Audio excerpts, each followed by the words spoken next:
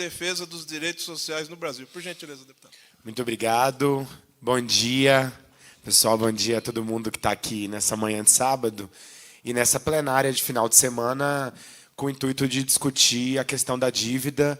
Eu acho que isso é uma demonstração importante de que tem gente disposta a fazer uma reflexão muito mais profunda sobre a realidade brasileira e sobre algumas raízes que eu acho que puxam para baixo, digamos, a nossa prosperidade nacional, a distribuição da renda, que são raízes que nós precisamos avaliar. Então, a fala da Maria Lúcia Fatorelli, auditora, coordenadora da campanha, é muito importante porque nos ajuda a entender bastante desse processo. E Fatorelli tem feito esse trabalho ao longo de muitos anos, 24 anos, tentando convencer importantes setores da sociedade que esse debate precisa ser um debate prioritário. Os partidos políticos, as federações, os sindicatos, que o debate da dívida não pode ser secundarizado porque ele é estruturante do ponto de vista das relações econômicas no país. Então, eu queria saudar esse evento, dizer que a deputada federal Fernanda Melchiona não está aqui com a gente hoje. Ela é a coordenadora da frente, coordenadora geral da Frente Parlamentar na Câmara Federal, mas ela, por uma atividade do mandato dela no Rio Grande do Sul, não está aqui hoje, mas que para ela também essa é uma pauta prioritária no Congresso Nacional, a coordenação da frente e a luta dentro do Congresso nessa pauta. Eu queria fazer algumas reflexões que eu acho que também são recortes da realidade que a gente vive hoje, para, de alguma forma, ajudar a gente a preparar a nossa agenda política para o próximo período. São algumas reflexões, porque eu sei que aqui a gente tem muita gente preparada, sindicatos, partidos representados. Eu vejo aqui o PSTU, a UP, que estão representados nesse espaço, o PSOL. Vejo também algumas federações e sindicatos que têm um papel importante na sociedade de organização da classe trabalhadora e de outros setores que, de alguma forma, são minorias políticas e dissidentes com a ordem do capital. Eu acho que a gente viveu no último período, nos últimos 4 anos, um ascenso brutal da extrema-direita no Brasil, com a chegada, mais do que isso, com a chegada ao poder em 2018. A chegada ao poder da extrema-direita, ela colocou em pauta uma série de debates que nós não vínhamos fazendo em relação a ataques profundos a direitos sociais.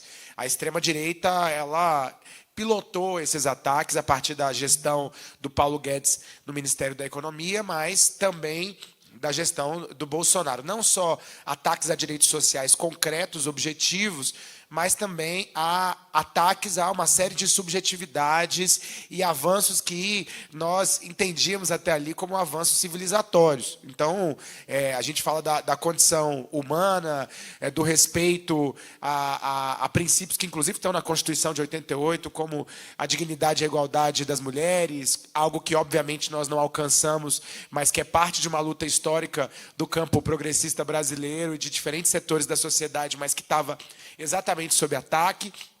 E, além disso, também ele tira do armário um pouco da lógica obscurantista e autoritária e ataque a instituições que minimamente garantiam alguma possibilidade de debate democrático. Porque a gente sabe que a nossa democracia ela é inacabada, toda a transição para o processo democrático foi uma transição capenga, uma transição que não olhou para a realidade concreta, não olhou no olho das nossas diferenças, não fez justiça de transição.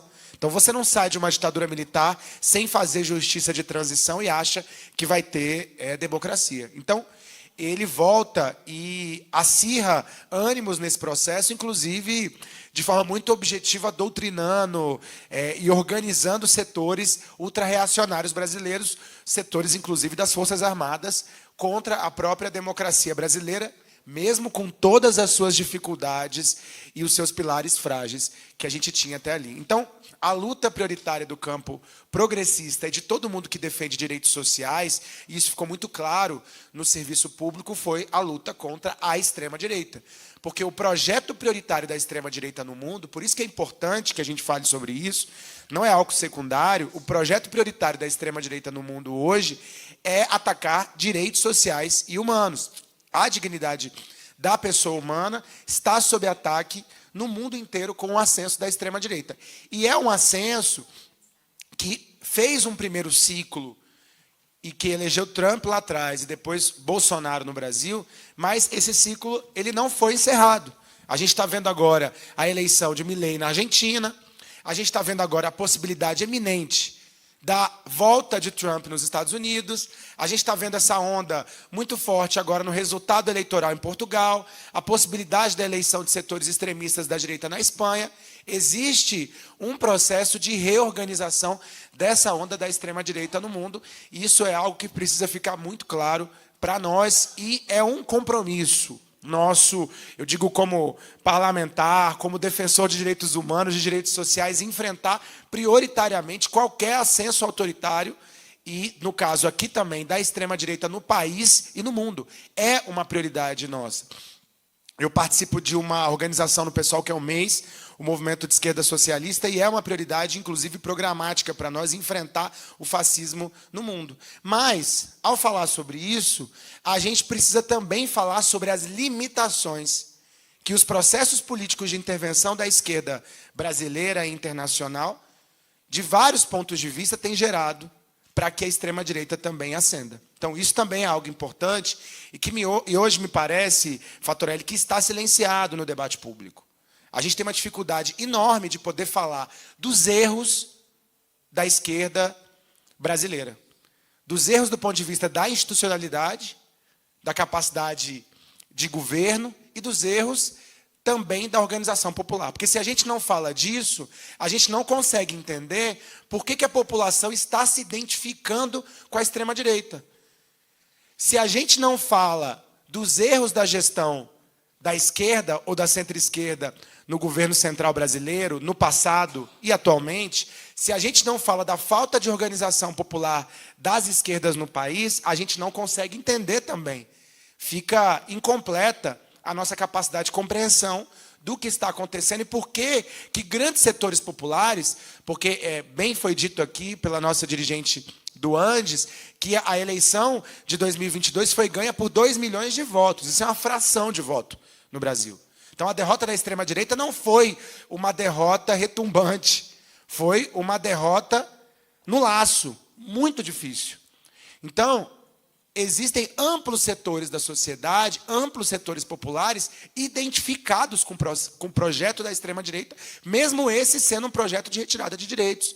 A gente vê agora no debate dos trabalhadores de aplicativo, que é uma precarização enorme do trabalho, e esse debate piora quando o governo apresenta um projeto ruim para os trabalhadores de aplicativo, porque é um projeto que ele flexibiliza o mundo do trabalho e pode gerar precedentes dramáticos e trágicos para as leis trabalhistas brasileiras.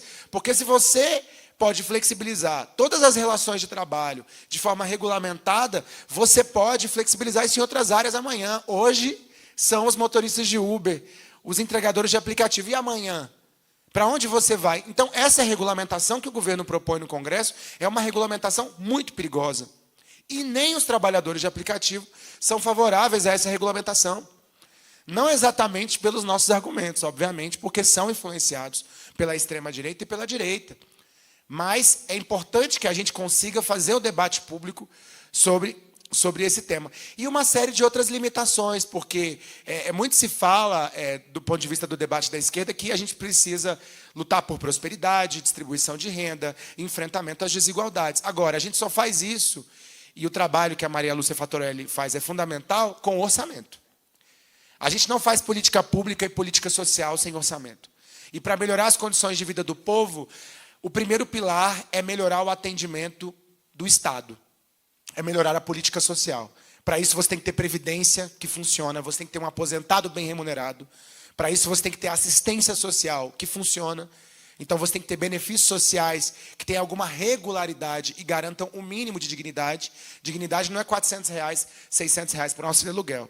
O mínimo de dignidade é você conseguir dar condição no benefício social para que aquela pessoa possa ressignificar ali sua trajetória, objetivamente buscar o emprego, acesso à educação, à saúde e a outras políticas públicas. Você precisa ter assistência social que funcione.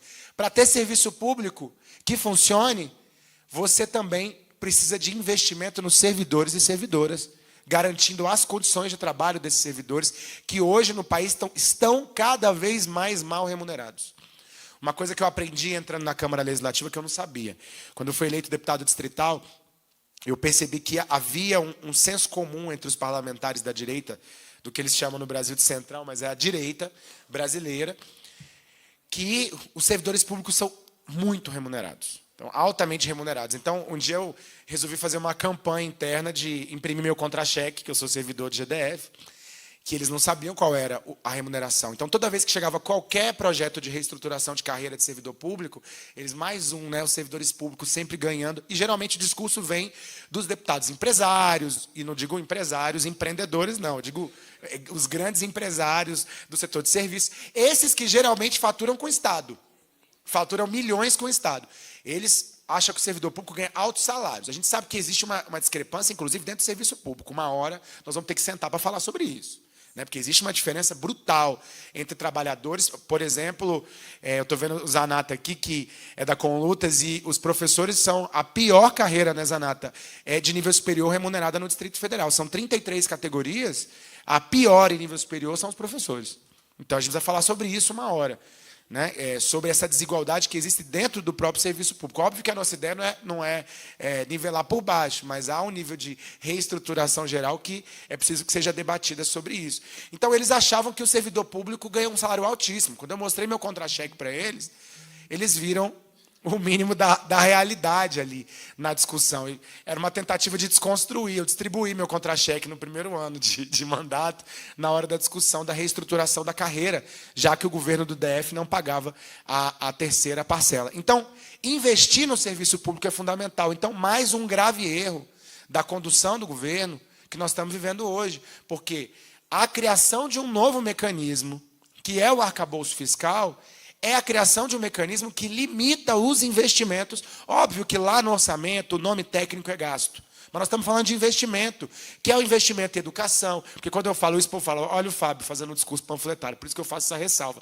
Lá, tecnicamente, para o orçamento, para quem é da área, é gasto. Mas nós sabemos que, do ponto de vista dos princípios, da defesa que nós fazemos da política pública, do papel fundamental e estratégico do Estado, é investimento em saúde, em educação e em outras áreas fundamentais e na garantia de direitos dos servidores públicos. É inaceitável que depois de 4 anos do governo Bolsonaro, a primeira resposta em 2024 do governo para os servidores públicos é não, é porta fechada, é 0% de reajuste. Não à toa a popularidade cai e a popularidade da extrema-direita cresce, porque a identificação do povo com a extrema-direita cresce ao longo desses processos. A fraude política que a extrema-direita comete nos discursos que são performados com sinceridade, com braveza, com questionamento, como se estivessem tocando em questões estruturais, como se eles fossem o antissistema. Antissistema é questionar esse gráfico da dívida. Isso é antissistema. Questionar a Bolsa Banqueiro, que ninguém fala. Isso sim é ser antissistema, não o discurso que esses setores da sociedade fazem. Mas a popularidade desses setores cresce quando um governo chega e não atende aquilo que propôs, inclusive no processo eleitoral, aquilo que defendeu ao longo do processo eleitoral. Então, isso é grave e nos coloca numa situação, não numa situação fácil, porque nós vivemos uma contradição muito grande. Então, dizer que essa conjuntura é a mesma conjuntura do governo Lula I em 2003 não é verdade. Nós não tínhamos um ascenso da extrema-direita. Então, não é fácil para os setores que representam a classe trabalhadora a organização de uma intervenção política, porque a gente tem 2 desafios, não só um. Porque quando você está num contexto que o seu desafio, o nosso desafio, é lutar para avanço nos direitos sociais, organizar a luta da classe trabalhadora para derrotar projetos do governo e avançar no investimento público, isso é uma coisa. Mas nós temos 2 desafios que eles precisam andar juntos. Um é defender direitos sociais, por isso a campanha é fundamental, eu saldo a campanha hoje, mas o segundo desafio também é não permitir o ascenso do fascismo e da extrema-direita. Então nós temos 2 caminhos para traçar, o que nos pede uma análise sempre profunda, dialética da realidade, para conseguir traçar esse caminho, que não é um caminho simples. Nós achamos que é importante que os setores da classe trabalhadora, das representações sindicais, das representações populares, das representações indígenas. Por mais que simbolicamente existam também representantes dentro dos palácios hoje, do meu ponto de vista, do nosso ponto de vista, o espaço prioritário para a auto-organização com independência política é na rua. Se a gente fica nos palácios, a gente não tem capacidade de mudar a correlação de forças, porque quem está ocupando as ruas hoje no Brasil, a gente sabe quem é. A extrema-direita. Nós ficamos nas últimas semanas tentando de todos os jeitos construir um ato para o dia de hoje, às 16 horas. Vai acontecer, mas um ato que não saía do papel. Um ato contra a anistia, um ato para enfrentar a extrema-direita. Porque tem setores hoje organizados que não querem a movimentação popular, que não querem a mobilização social, gente. Aí não tem segredo. Né? A história já mostrou como as coisas acontecem. Se a gente não ocupa a rua, não existe espaço vazio na política. Se a gente não ocupa a rua, alguém ocupa a rua. E a extrema-direita está ocupando a rua. Então, os palácios são insuficientes. A lógica de funcionamento do Estado é absolutamente insuficiente para a garantia dos direitos sociais. E essa correlação de forças só pode ser desequilibrada num espaço que é na rua, a partir das nossas pautas, a partir das nossas defesas. Então, eu acho que esse precisa ser o nosso plano estrutural. Essa precisa ser a nossa diretriz fundamental de organização de uma campanha que consiga conjugar, obviamente, uma ampla unidade, que não é fácil, porque há alguns setores que querem se silenciar para se sujeitar ao programa do governo que vem sendo aplicado, um programa que nós já sabemos insuficiente para ampliação dos direitos sociais. Então, a diretriz de ir para a rua precisa ser a nossa prioridade, levando em consideração a complexidade desse contexto, que não é o mesmo contexto que nós já vivemos no passado. Então, repetir exatamente as mesmas receitas do passado não vai dar certo nesse contexto, do meu ponto de vista. Mas também repetir a aposta completa dos setores da esquerda mais institucional, que é ocupar só os palácios, os ministérios, e não organizar o povo na rua, a derrota está dada. Com o ascenso, inclusive, da extrema-direita, que me parece evidente já, também no Brasil, com as insuficiências da nossa atuação política. Então, essa reflexão nós precisamos fazer. Não adianta jogar a culpa em alguns segmentos, como alguns jogam, a culpa é de alguns setores da igreja evangélica. Não adianta jogar a culpa em alguns segmentos se a gente não faz luta, se a gente não organiza, se a gente não faz trabalho de base. E eu queria deixar registrado aqui, porque eu acho que é importante deixar registrado também, que muitas das pautas que nós não estamos falando aqui, algumas foram faladas como a luta da população indígena brasileira, que é uma luta prioritária, precisa ser prioritária. A luta das mulheres, então, o mês de março, que ainda é um mês importante de organização das mulheres no Brasil por direitos sociais, mulheres atacadas pela extrema-direita, mulheres, na maioria, remuneradas com salário mínimo, mães solo ou que são usuárias dos benefícios da assistência social, com abandono masculino da paternidade. Então, essa é a condição de vida das mulheres. Quando você defende a distribuição do orçamento público, é defender também a vida das mulheres. A prioridade em combater o racismo no Brasil, que não é uma questão identitária, é uma questão estrutural. Não se entende capitalismo brasileiro sem discutir as relações raciais nesse país. Então, também é uma pauta prioritária e tem que estar na agenda da esquerda brasileira na rua, porque não se combate o racismo com a criação de um ministério, se combate racismo fazendo debate em todas as políticas públicas nesse país em relação a esse tema.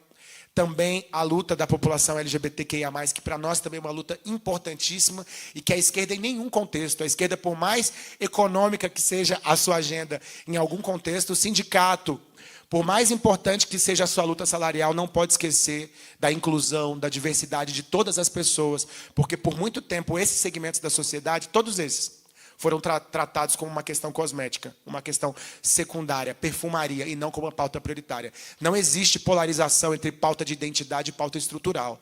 Essas pautas todas produzem desigualdade e são o resultado delas o suco do capitalismo brasileiro. Então, enfrentar a desigualdade é enfrentar todas as desigualdades. A de classe, a racial, a que exclui a população LGBT e a que exclui as mulheres. E essa precisa ser a agenda da esquerda brasileira na rua. Algumas reflexões aqui para o nosso debate. Agradeço muito o convite para estar aqui com vocês.